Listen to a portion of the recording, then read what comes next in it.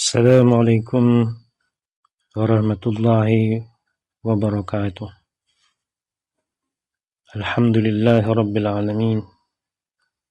Alladzi khalaqal insana min dzakarin wa untha wa ja'ala minhuma syu'uban wa qabaila lita'arafu. Wassalatu wassalamu ala Rasulillah wa ala alihi wa sahbihi ajma'in.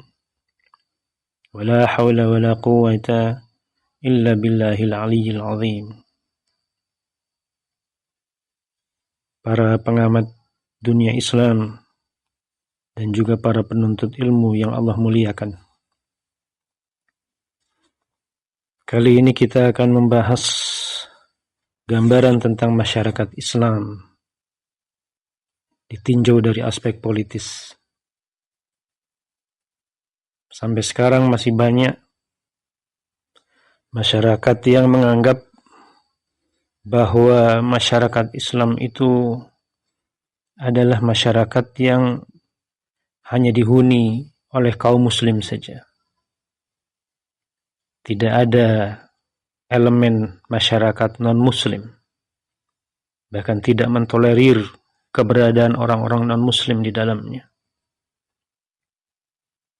Di sisi lain juga ada yang menganggap dan menggambarkan bahwa masyarakat Islam itu adalah masyarakat sebagaimana masyarakat modern sekarang ini, yang bersifat heterogen, inklusif, toleran, bebas, berperadaban. Dan masih banyak lagi anggapan dan gambaran sebagian dari anggota masyarakat tentang konsep masyarakat Islam.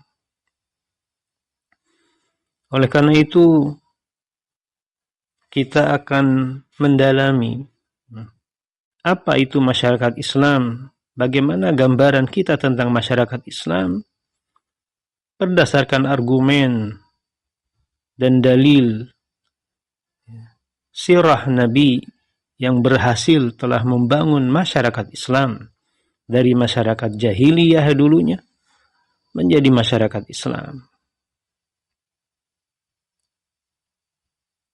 Untuk itu, mau tidak mau kita harus merunut sejarah ke belakang.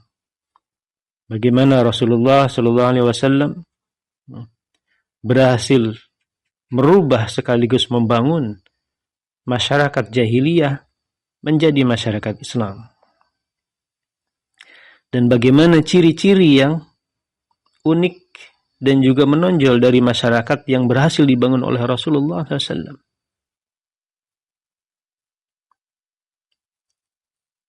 Aspek yang pertama yang perlu kita dalami adalah bahwa masyarakat yang dibangun oleh Rasulullah SAW sekaligus negara yang dibangun dan didirikan oleh beliau di Madinah Al-Munawwarah adalah model masyarakat dan negara sekaligus yang memang unik dan berbeda. Tidak ada padanannya dengan konsep dan realitas masyarakat maupun negara yang telah ada sebelumnya maupun yang ada pada zaman modern sekarang ini.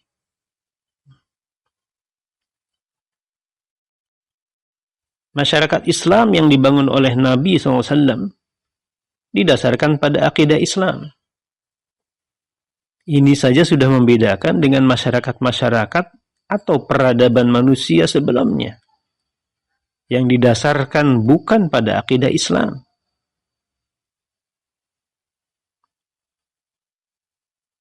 Rasulullah SAW telah menjadikan ikatan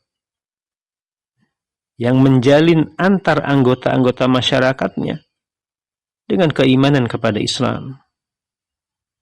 Beliau SAW tidak pernah mengaitkan ikatan antar anggota masyarakatnya itu didasarkan pada etnis atau warna kulit atau bahasa atau geografis atau atribut lain yang berbeda-beda. Beliau SAW hanya membatasi ikatan antar anggota masyarakatnya itu pada keimanan pada Islam saja. Siapa saja orang yang menyematkan dirinya sebagai bagian dari umat Islam, maka ia memiliki status atau kewajiban dan hak yang sama dengan umat Islam lainnya. Allah Subhanahu wa taala berfirman, "A'udzubillahi minasyaitonir rajim. Innamal mu'minuna ikhwatun." Sesungguhnya orang-orang mukmin itu bersaudara. Quran surat Al-Hujurat ayat 10. Allah Subhanahu wa taala di sini sendiri yang menyatakan dengan gamblang, dengan jelas bahwa orang-orang mukmin itu bersaudara. Allah lah yang mempersaudarakan orang-orang mukmin layaknya kakak adik, layaknya saudara kandung. Dan Rasulullah SAW memperkuatnya dalam banyak hadis. Kalimat al-muslimu akhul muslim bisa kita temukan dalam banyak hadis, baik riwayat Imam Bukhari, Muslim, dan lainnya. Seorang muslim itu bersaudara dengan muslim lainnya. Al-muslim akhul muslim. Ketika Rasulullah SAW membangun negara pertama di Madinah Al-Munawwarah, di dalam piagam Madinah atau wasiqah Madinah tercantum teks. Ini adalah teks yang berasal dari Nabi Muhammad antara kaum mukmin dan muslim Quraisy dan Yathrib, dan dengan orang-orang yang mengikuti mereka, yang datang setelah mereka dan bergabung dengan mereka, bahwasanya mereka adalah umat yang satu, yang berbeda dengan umat manusia yang lain. Teks itu demikian jelas bagaimana Rasulullah SAW melebur dan menggabungkan seluruh komunitas yang ada di Madinah Al-Munawwarah sebagai sebuah entitas yang satu, memiliki hak dan kewajiban yang sama. Siapapun yang ada di kota Madinah, dari komunitas manapun dia berasal. Allah Subhanahu wa taala telah mengutus Nabi kita Muhammad sallallahu alaihi wasallam kepada seluruh umat manusia sebagai rahmatan lil alamin. Kita tidak akan lupa dan sering mendengar ayat-ayat di mana Allah berfirman, "A'udzubillahi minasyaitonir rajim. Wa ma arsalnaka illa kafatan lin-nasi basyiran wa nadhira. Walakinna aktsaran nasi la ya'lamun." Dan kami tidak mengutus engkau Muhammad melainkan kepada seluruh umat manusia sebagai pembawa berita gembira dan sebagai pemberi peringatan. Tetapi kebanyakan manusia tidak mengetahuinya. Quran surat Saba ayat yang ke-28. Atau ayat lainnya Allah berfirman, "A'udzubillahi minasyaitonir rajim. Wa ma arsalnaka illa rahmatan lil alamin." Dan kami tidak mengutus engkau Muhammad melainkan untuk menjadi rahmat bagi seluruh alam semesta. Quran surat Al-Anbiya ayat 107. Ayat-ayat populer ini menggambarkan bagaimana Nabi SAW kemudian menyeru umat manusia seluruhnya, bukan hanya orang-orang Arab saja, bukan hanya orang-orang yang ada di Makkah saja, atau di Yathrib atau kota Madinah Al-Munawwarah saja, tapi menyuruh kepada seluruh umat manusia kepada Islam. Maka kita pun akan menyaksikan bagaimana dalam sejarah Rasulullah SAW berbondong-bondong manusia kemudian memeluk Islam. Kita menyaksikan bagaimana sahabat Salman Al-Farisi, yang termasuk kelompok pertama sahabat Nabi. Salman Al-Farisi adalah sahabat Nabi yang berasal di Faris, Persia. Bukan orang Arab, bukan orang Madinah, bukan orang Hijaz. Dan bagaimana beliau SAW bersabda perihal Salman Al-Farisi ini dengan kalimat, "Salman adalah bagian dari kami, Ahlul Bait."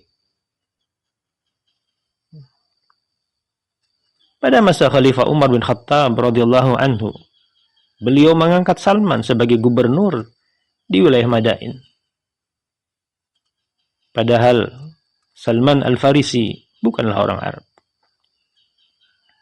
Kita juga bisa melihat bagaimana dengan Bilal bin Rabah Al-Habsyi, keturunan dari Habasyah, berkulit hitam, termasuk kelompok pertama sahabat Nabi yang menjadi orang-orang yang dekat dengan beliau SAW. Ada pula Suhaib Ar-Rumi. Ar-Rumi menunjukkan dia dari daerah Rom atau Romawi. Ada juga Abdullah bin Salam, yang sebelumnya adalah pemuka dan pendeta dari Yahudi, yang kemudian memeluk Islam dan menjadi barisan dari sahabat Rasulullah SAW. Keberagaman sahabat-sahabat Nabi yang ada di sekeliling beliau, yang bukan hanya berasal dari etnis orang-orang Makkah, orang-orang Madinah, tapi juga dari luar Arab.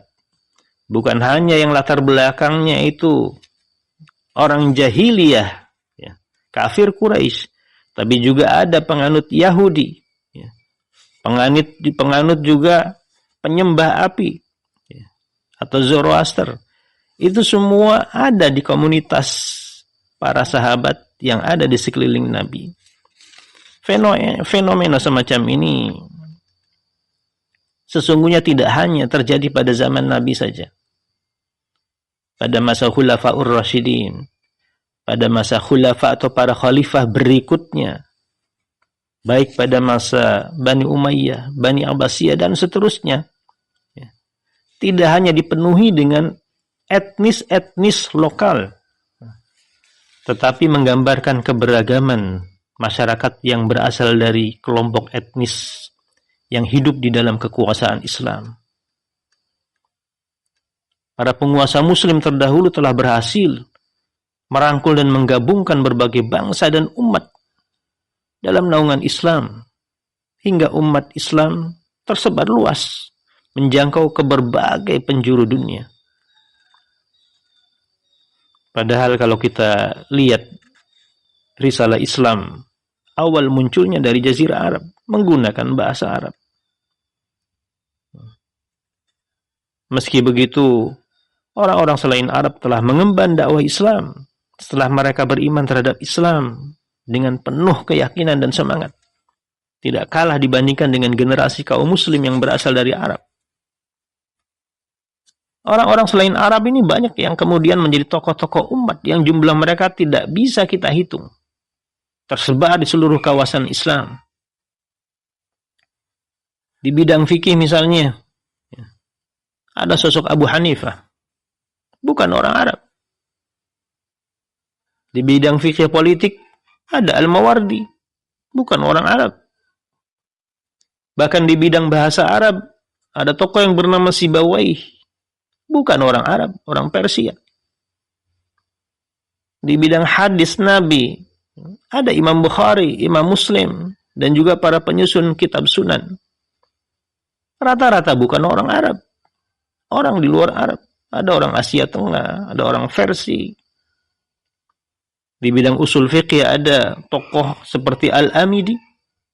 Di bidang matematik ada Al-Khawarizmi. Di bidang kedokteran ada Ibn Sina.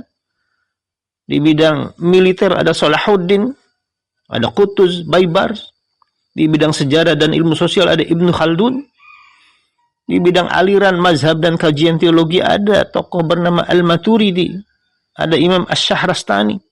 Itu nama-nama bukan Arab, bukan berasal dari orang Arab asli, orang-orang di luar Arab.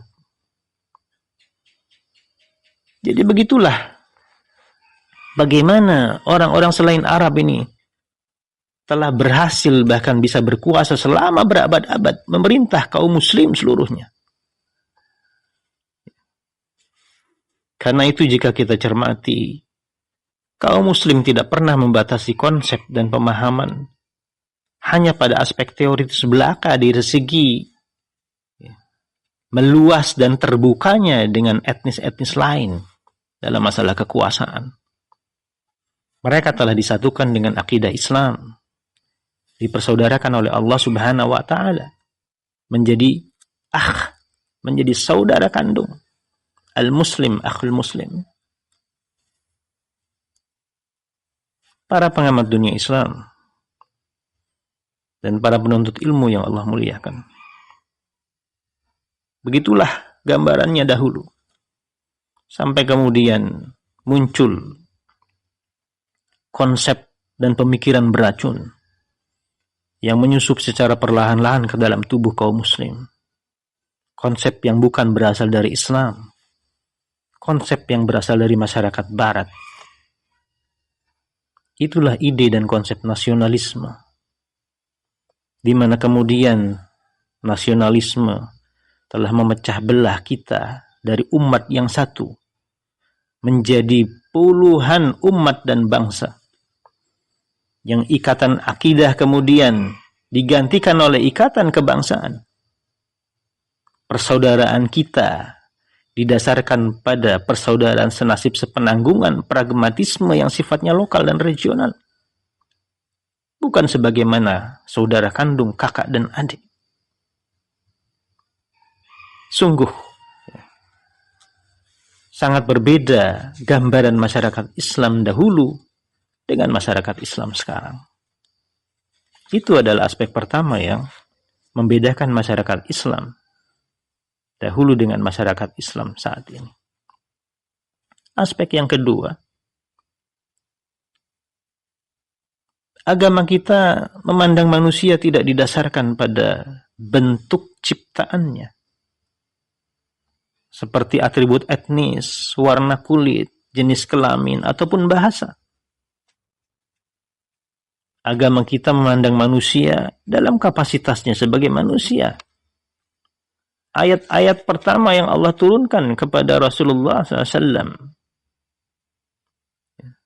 A'udzu billahi minasyaitonir rajim. Iqra bismi rabbikal ladzi khalaq. Khalaqal insana min 'alaq. Bacalah dengan menyebut nama Tuhanmu yang menciptakan. Dia telah menciptakan manusia dari segumpal darah. Ayat ini saja menggambarkan semua manusia dari etnis manapun, jenis apapun, warna kulit bagaimanapun, dan bahasa apapun yang mereka pakai, berasal dari benda dan sesuatu yang sama. Dan berasal dari Allah Subhanahu wa Ta'ala sebagai Al-Khaliq, sebagai pencipta. Konsep yang menyebut bahwa kita berasal dari sesuatu yang sama, tidak ada perbedaannya, asal-muasal kita. Dalam surat Al-Hujurat ayat ke-13 Allah berfirman, A'udzubillahi minasyaitonir rajim. Ya ayuhan nasu inna khalaqnakum min dzakarin wa unsa wa ja'alnakum syu'uban wa qabaila lita'arafu. Inna akramakum indallahi atqakum. Innallaha alimun khabir. Wahai manusia, kami telah menciptakan kamu dari seorang lelaki dan seorang perempuan. Lalu kami jadikan kamu berbangsa-bangsa dan bersuku-suku agar kamu saling mengenal. Sesungguhnya yang paling mulia di antara kamu di sisi Allah ialah orang yang paling bertakwa. Sungguh Allah Maha mengetahui lagi Maha teliti. Jadi kita bisa melihat bahwa pandangan Islam menggambarkan manusia itu di sisi Allah adalah sama. Keutamaan di antara mereka hanya dibatasi oleh adanya aktivitas yang dilakukan oleh mereka, yang dirangkum dalam sebuah kata, yaitu takwa. Itu adalah bentuk amal perbuatan mentaati Allah Subhanahu wa Ta'ala. Takwa adalah berharap rahmat dan ridhonya. Takwa adalah takut berbuat maksiat, takut terhadap siksa Allah Subhanahu wa Ta'ala. Jadi apapun beragamnya background latar belakang manusia, Allah Subhanahu wa Ta'ala mengingatkan dalam ayat-ayat itu kepada kita bahwa ukuran kita bukan berdasarkan bentuk ciptaan kita, tapi dari amal, dari takwa kepada Allah Subhanahu wa Ta'ala. Itulah yang menjadi ukuran kita.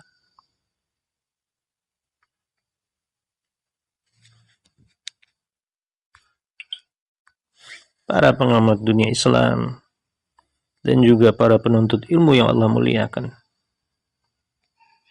Selain itu, agama kita telah mengharamkan adanya pembedaan manusia yang didasarkan pada atribut seperti warna kulit, atau etnis, atau bahasa, dan lainnya. Dan menganggap sebagai karakter jahiliyah yang sangat busuk yang harus dijauhi.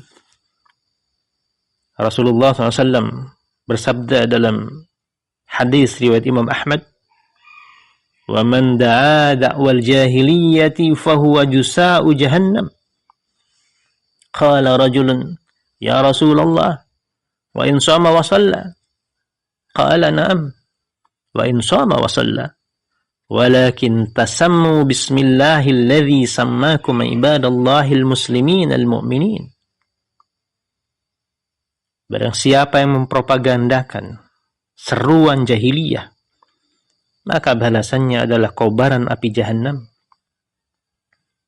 Salah seorang sahabat bertanya, meskipun orang itu berpuasa dan sholat? Rasulullah menjawab, ya, meskipun ia berpuasa dan sholat, kalian telah diberi nama dengan nama Allah yang telah menamakan kalian hamba-hamba Allah atau ibadullah, yang muslim dan yang mukmin. Hadis ini menunjukkan larangan, ya, sekaligus ancaman. Karena ada ancaman, maka kesimpulannya adalah larangan. Larangan untuk mempropagandakan syiar-syiar, konsep-konsep dan propaganda yang berciri jahiliyah. Dan salah satu konsep yang berciri jahiliyah adalah konsep-konsep yang memecah belah komunitas muslim kita yang satu pada berbagai suku atau bangsa, lalu kemudian mengganti ikatan yang didasarkan pada akidah dan agama kita antar sesama muslim dengan ikatan berdasarkan etnis atau kebangsaan. Ini adalah seruan jahiliyah, sebagaimana masyarakat jahiliyah sebelum Islam dahulu yang menyuruh pada berbagai kabilah ataupun suku bangsa, walaupun mereka dilahirkan dari ibunda Adam dan Hawa, dari kakek moyang dan nenek moyang Adam dan Hawa. Itu adalah aspek yang perlu kita garis bawahi. Aspek yang ketiga, Islam tidak mengenal negara Islam yang didasarkan pada etnis ataupun bahasa. Juga tidak mengenal pembatasan secara geopolitik yang bersifat fix. Islam datang dengan membawa konsep Darul Islam, Darul Kufur, membagi dunia menjadi dua dar atau dua tempat saja. Dua aspek dar atau dua tempat ini dicirikan dengan atribut ataupun ciri. Yang pertama adalah penerapan hukum, dan yang kedua adalah keamanan. Darul Islam berarti negeri atau tempat yang di dalamnya diterapkan sistem hukum Islam. Dan mekanisme serta sistem keamanannya ada di tangan kaum muslim, bukan di tangan non-muslim. Sedangkan konsep Darul Kufur adalah negeri atau tempat yang di dalamnya diterapkan sistem hukum kufur, sistem hukum selain Islam. Dan mekanisme serta sistem keamanannya bukan berada dalam keamanan kaum muslim. Agama kita mengharuskan kita kaum muslim untuk memiliki hanya satu dar saja,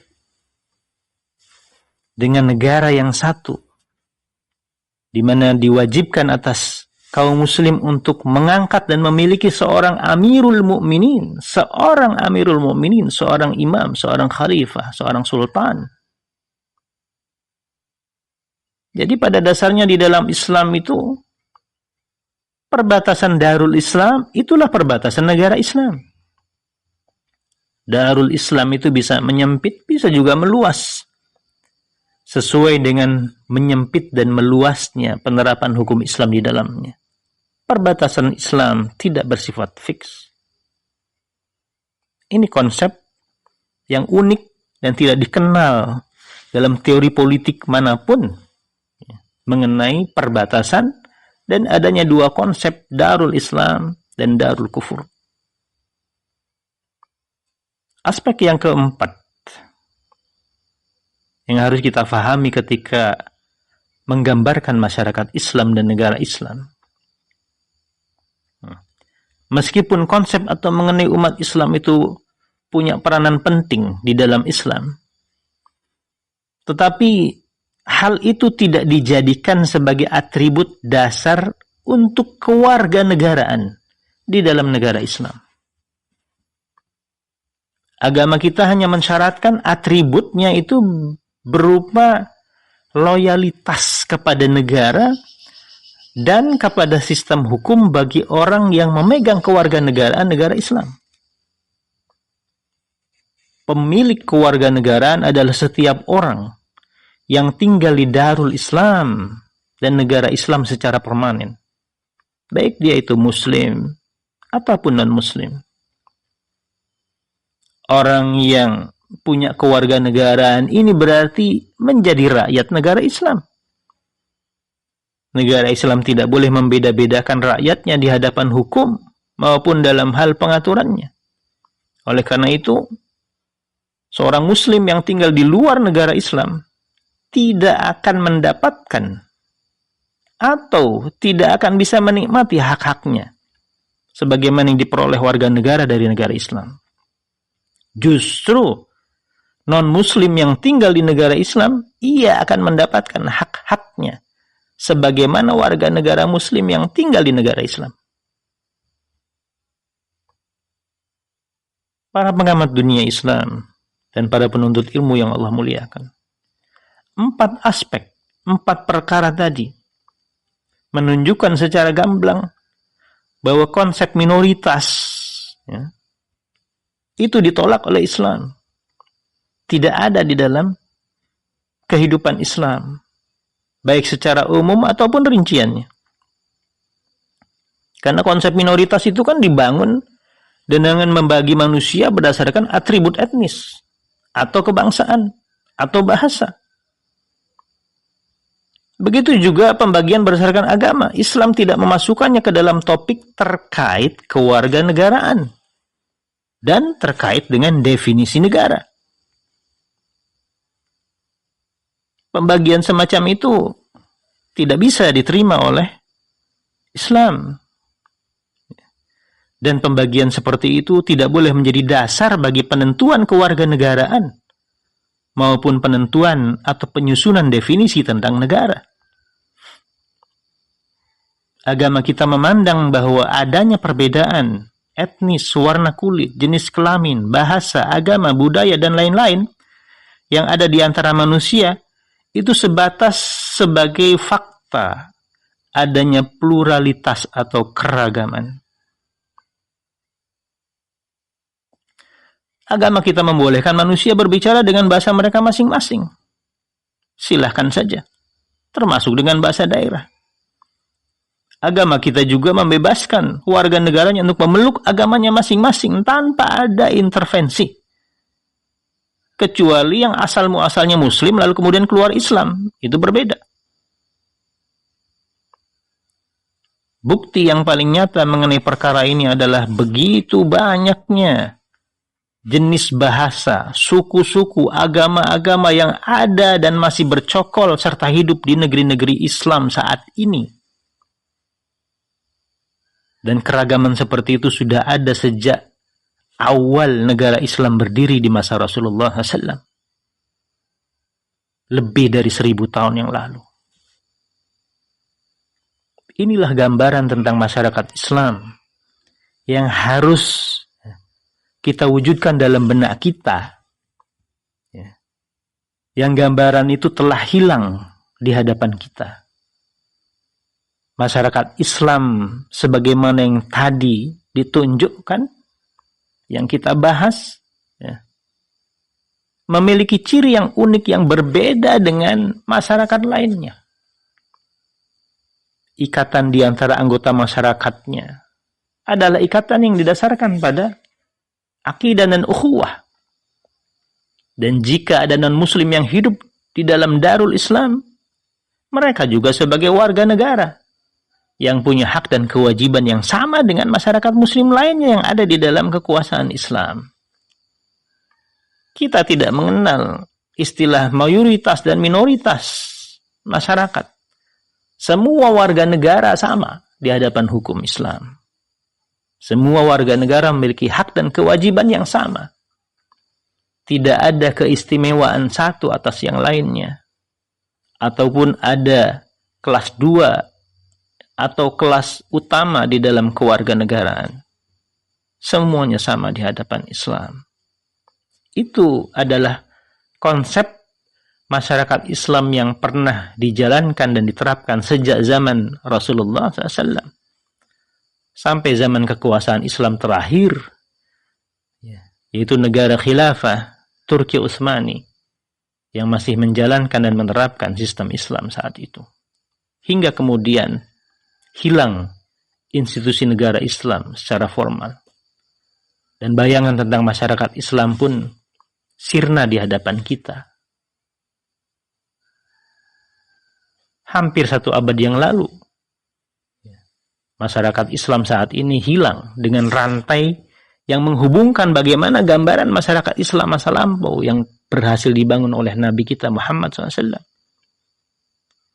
Lalu pada saat ini terpatri di hadapan kita gambaran masyarakat Islam yang sifatnya pragmatis yang ada di hadapan kita saat ini, yang kemudian menjadi sebuah teori baru ataupun gambaran baru, yang tentu saja gambaran baru ini berbeda dengan gambaran dahulu sebagaimana yang dibangun oleh para pendahulu dan pemimpin kita masa lampau. Mudah-mudahan dengan gambaran-gambaran yang sifatnya umum tentang masyarakat Islam tadi, kita bisa merekonstruksi dalam benak kita bagaimana masyarakat Islam yang kita inginkan. Subhanakallahumma wa bihamdika asyhadu an la ilaha illa anta astaghfiruka wa atubu ilaik. Assalamualaikum warahmatullahi wabarakatuh.